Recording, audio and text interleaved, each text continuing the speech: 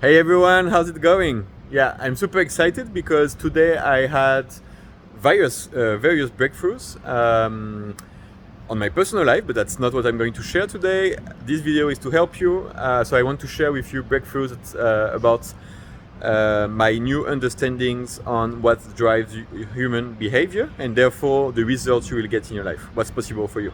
So, first, I want to tell you that we all have an amazing potential. We're all capable of crazy things, amazing things, and I'm going to explain now why I truly believe this and why I think we can ignite that fire really quick inside any human being. So it's amazing. So we are driven by human needs. We all share the same human needs. Be whatever. If you're European, Chinese, North African, South African, Central African, North American, South American, Southeast Asia, Japanese, whatever, we all have the same human needs. No matter your culture, no matter your social conditioning and so on. So what are the six human needs? The first one is certainty. We need to feel certain. We need to feel secured, right? That can be financially, that can be certain that we are loved, certain that we have a roof over our heads, certain of what we're going to eat at night, and so on. So certainty, the first need. The second one is uncertainty and variety. So we need to have some changes in life. We need fun. We need new experiences. So we all have that need as well. These are the first two needs. Then we have the need for significance. We all need to feel important in some way. And it's not only about ego, it's we actually it can be, you can be, for example, contributing. You can be you can be a volunteer. You can be I don't know, giving out money, and you can feel important for that, and you are fulfilling your need of significance by, for example, giving money. So it can be all those needs can be positive or negative depending on how you meet them. The fourth need is the need for love and connection. We all need love and connection, and to feel loved and to connect to others. Then you have so these are the four basic needs that we need to fulfill to survive. And then you have two spiritual needs, let's say, that is a need for growth. So you need to grow as a human being, to get out of the comfort zone and to become a better person. And that's actually a really strong driver in life, the need for growth. And then we have the need for contribution, to contribute to something greater than ourselves. So these are the six human needs. And everything we do in life is to meet those needs. And so, for example, if you love doing something and you are really fulfilled by doing that thing, it's because you are meeting your needs.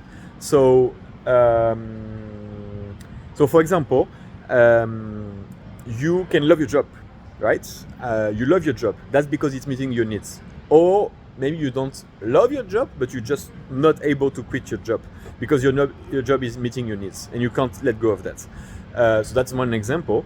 But you can also really don't like a job and you really want to quit because the job is not meeting your needs. And then you can be doing exactly the same thing, two people doing exactly the same thing, but one person will be fulfilling the needs in that job, for example, and the other doing the same thing, exact same job, won't be fulfilling the needs. Why? Because of all the thoughts that you have and all the meaning that you attach to the job and what you're doing and so on. So this takes me to the second realization of today, the second breakthrough. So everything will be based on your needs, and how you fulfill your needs will dictate what you will do. But all of this comes from what we think. So our life depends on our thoughts. So it means that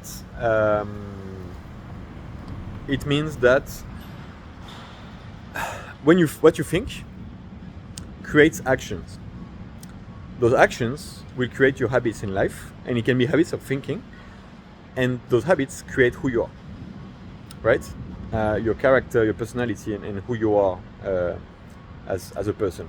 So everything comes down to thoughts.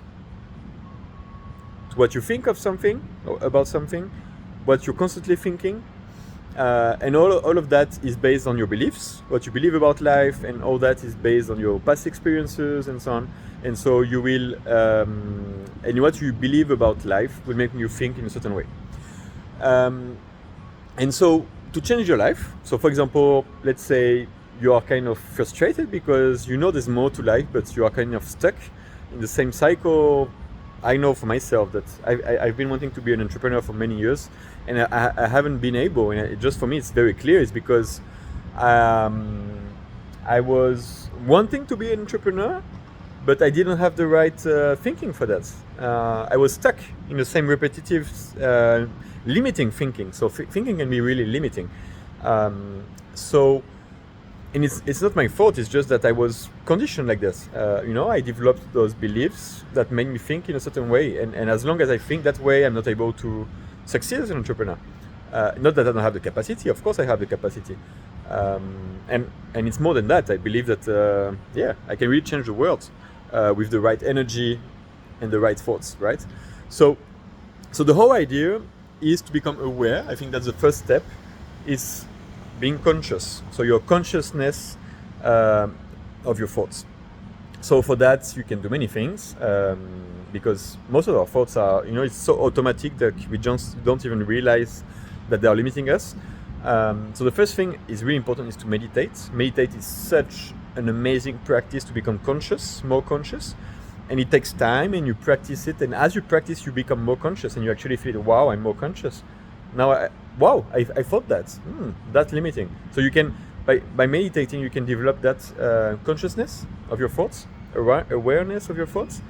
And then a very powerful tool, again, is, for example, coaching. Because when you are with a coach, the coach will ask you questions, and you will answer to those questions, and the coach will understand all your limiting beliefs, all your limiting thoughts, and how you are fulfilling your needs, right? And the coach, by listening to you and asking you those questions, will then be able to ask questions to be able to make you change. For example, so very simple, you want to quit your job and you want to be an entrepreneur, but you haven't done so for years, and you feel frustrated for that, and you don't, but you're scared because you have limiting thoughts that, and you are fulfilling your needs somehow in that job, and you are scared, and you have limiting thoughts about fulfilling your needs in whatever you want to do. And so you don't do it. And so the coach will know by listening to you that's why you are not doing it, because your fears and limiting beliefs. And the coach can ask you questions that make you realize, oh, yeah, right. So I have those limiting beliefs and thoughts. That's why I didn't do it. And with the help of coaching, you will develop awareness, and you will be able to break the pattern of the thoughts, of the thinking, and change the thinking to get the result that you want in life. So it's that powerful, and it can be very quick with a good coach, with the right questions and the right listening. And someone, I think one of the most important skills in coaching is that most of the time, when you go into a coaching session as a client, you kind of go into you want assistance, right? And so you kind of go like, you let go of everything. I don't know what to do, and you kind of have like a victim mentality, and you kind of looking like you expose all the problems and the traumas and the excuses. So it's kind of a therapy a bit. So you go with that mindset, and many coaches, they kind of, and I think it's super important to have empathy, but it shouldn't be empathy over the coaching skills. So people are very human. Coaches can be very human, so they will have a lot of empathy and compassion, and so they will listen to your problems, and they will say, oh yeah, it's terrible. I totally understand why you are stuck, because it's terrible what you have lived, and it's really hard for you. But that's terrible. That's bullshit. That's not what a coach should do. I think a great coach is capable of seeing the limiting beliefs behind the problems, and seeing that the problems are not definite problems, but they are just in your head, and that you can actually change the meaning of everything and find empowering meanings and new thoughts to change your life. I would love to help you. I'm very good at that skill. I'm not accepting the bullshit, and I can guide you to change your thoughts and change your life and get the result that you want. Cheers.